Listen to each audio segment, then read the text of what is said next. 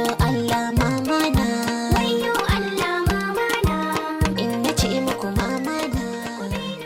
A yayin naƙuda da haihuwa, matakin farko na naƙuda yakan kai tsawon awa 12 zuwa 19. Hakan yakan fara a lokacin da kan yaro ya sauko ƙasan mara. Akan haka sai bakin mahaifa ya fara taushi sai ya sirance, sai kuma ya fara buɗewa. A wannan lokacin ne mace za ta fara samun ciwon naƙuda, wato kamewa da sakewan mara. A kowane minti 5 zuwa minti 20 tare da ciwon baya babu ƙaƙƙautawa.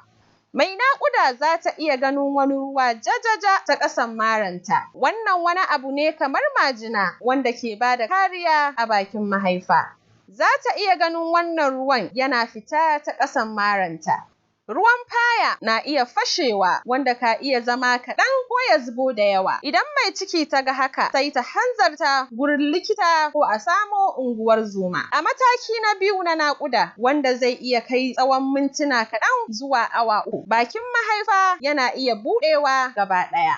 A wannan mataki kan jariri yana fara saukowa daga saman mara ya biyo ta bakin mahaifa zuwa ƙofar haihuwa. A wannan lokaci mai naƙuda za ta fara yin yunƙurin nishi don fitowan jaririn. Mai haihuwa za ta buƙaci taimakon likita ko unguwan zoma a wannan lokaci wanda za su taimaka mata samun sauƙin haihuwa. Idan kan jaririn ya zo fita, kan jariri yakan juya a yayin fitowa daga hanyar haihuwa. A wannan lokaci, mahaifar da jaririn ke kwance a ciki takan taimaka wajen fitowan jaririn daga cikinta ta hanyar kamewa da sakewa, har sai kan jaririn ya fito gaba ɗaya. A wasu lokutan, idan kan jaririn ya fara fitowa, likitoci sukan yi ƙaramin ƙari wanda ake kira episiotomy domin ƙara girmar hanyar da kan jaririn zai biyo, sai mace ta ci gaba da nishi don turo yaron ya fito. A wannan lokacin da kan jariri yake fitowa ta hanyar haihuwa, faɗin kan yakan ragu ta hanyar rage girma, sa'annan yakan ƙara tsawo. Wannan ƙara tsawo da kan jariri yake yi yana komawa daidai bayan wasu 'yan kwanaki kaɗan.